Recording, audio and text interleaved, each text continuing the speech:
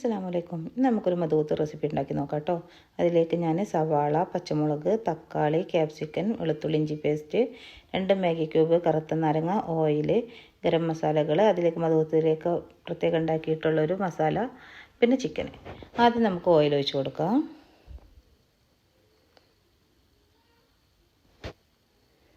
ഇനി അതിലേക്ക് ഞാൻ ഒരു സവാള എടുത്തിട്ടുള്ളത് അത് സ്ലൈസാക്കി അരിഞ്ഞത് ഇട്ട് കൊടുക്കുക. അതൊന്ന് നന്നായി ഒരു ഗോൾഡൻ കളർ രൂപത്തിലാവുന്നത് വരെ ഒന്ന് വഴറ്റി കൊടുക്കാം.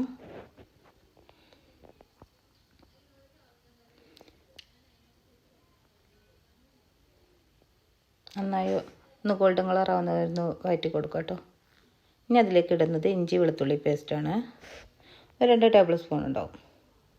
ഇനി പിന്നെ അതിലേക്ക് നമ്മൾ ഒന്നങ്ങനെ എടുത്ത് വെച്ചിട്ടുള്ള പച്ചമുളക് ഒരു 5-6 എണ്ണം ഇട്ട് കൊടുക്കുക. ഒരു തക്കാളി ചോപ്പ് ചെയ്തതാട്ടോ, അതിട്ട് കൊടുക്കുക.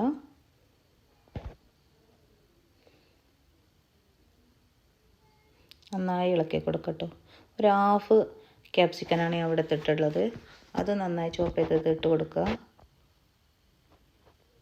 2 മാഗി ക്യൂബ് എടുത്തിട്ടുണ്ട്. പിന്നെ ഒരു കറുത്ത നാരങ്ങ.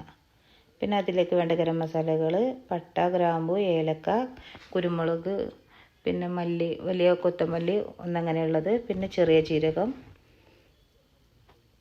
അതൊക്കെ ഒന്ന് അതിൽ ആഡ് ചെയ്ത് കൊടുക്കട്ടോ. ഒക്കെ ഒരു ടീസ്പൂൺ അനുസരിച്ച് എടുത്തിട്ടുള്ളൂ കേട്ടോ. ഞാൻ കുറച്ച് ഇവിടെ ഉണ്ടാക്കണുള്ളൂ. പിന്നെ ആവശ്യത്തിനുള്ള ഉപ്പ് അത് ഇട്ട് കൊടുക്കുക. പിന്നെ ഞാനിത് പ്രത്യേക മധുഹൂത്തിന് വേണ്ടി ഉണ്ടാക്കിയൊരു മസാലയായിരുന്നു, അത് ഇട്ട് കൊടുക്കുക. പിന്നെ നമുക്ക് അതിലേക്ക് ചിക്കൻ ആഡ് ചെയ്യാം കേട്ടോ. ഞാൻ 1/2 കിലോ ചിക്കനാണ് എടുത്തിട്ടുള്ളത്.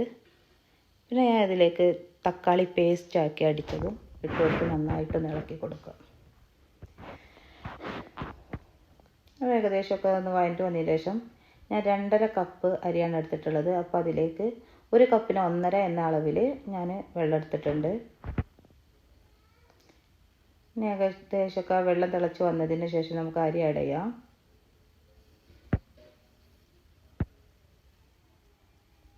ഞങ്ങൾ കുറച്ച് പേരുള്ളൂ കേട്ടോ, അതിനനുസരിച്ച് ഞങ്ങൾ അരി എടുത്തിട്ടുള്ളൂ. ഏകദേശം വെള്ളം നല്ലോണം വെട്ടി തിളച്ച് അരി ഒന്ന് പൊങ്ങി വരുന്ന സമയത്ത് നമുക്ക് കുക്കറൊന്ന് മൂടി കൊടുക്കാം. ഏകദേശം ഒരു വിസിൽ വന്നാൽ തന്നെ നമുക്കതൊന്ന് ഓഫ് ചെയ്യാം കേട്ടോ. എന്നിട്ട് പിന്നെ അടച്ച് വെച്ചാൽ മതി, തുറക്കണ്ട. നല്ലോണം വിസിൽ പോയതിന് ശേഷം ഒന്ന് തുറന്ന് നോക്കാം.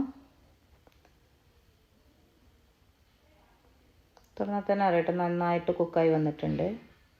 പിന്നെ ഓരോരുത്തരുടെ കുക്കറിനനുസരിച്ചാട്ടോ. എൻ്റെ കുക്കറിൽ ഒരു വിസിലടിച്ച് അടച്ച് വെച്ചാൽ തന്നെ നന്നായി കുക്കായി വന്നിട്ടുണ്ട്. എങ്കിലും 1-2 വിസിലിൻ്റെ അപ്പുറം വേണ്ടി വരില്ല കേട്ടോ. ഇനി നമുക്ക് സെർവിങ് ഡിഷിലേക്ക് മാറ്റി കൊടുക്കാം. നല്ല സോഫ്റ്റ് ആയിട്ടുള്ള ഒരു ചോറുമാണ്, നല്ലോണം വെന്ത് ഒടിഞ്ഞിട്ടുള്ള ഒരു ചിക്കനും കേട്ടോ. വെന്ത് നല്ല സോഫ്റ്റായിട്ട് തന്നെ വരുന്നുണ്ട്. എല്ലാവരും ഒന്ന് ഉണ്ടാക്കി നോക്കണേ.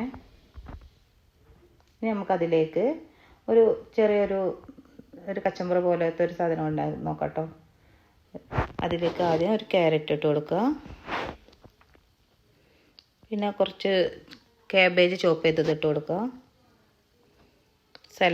നമ്മൾ സലാഡ് എന്നൊക്കെ പറയില്ല, അതായിട്ട് ഉണ്ടാക്കുന്നത്. പിന്നെ കുറച്ച് ഉള്ളിയും കൂടി ചോപ്പ് ചെയ്തിട്ട് കൊടുക്കുക. പിന്നെ ഒരു ലേശം ക്യാപ്സിക്കം ഇട്ട് കൊടുക്കുക. പിന്നെ ലേശം ഒരു കുക്കുംബർ അതും ഇട്ട് കൊടുക്കുക. 2 ടീസ്പൂൺ കുരുമുളക് പൊടി, ആവശ്യത്തിന് ഉപ്പ്, ഒരു ചെറുനാരങ്ങൻ്റെ ജ്യൂസും ആഡ് ചെയ്ത് കൊടുക്കുക. നന്നായിട്ടൊന്ന് ഇളക്കി കൊടുക്കുക.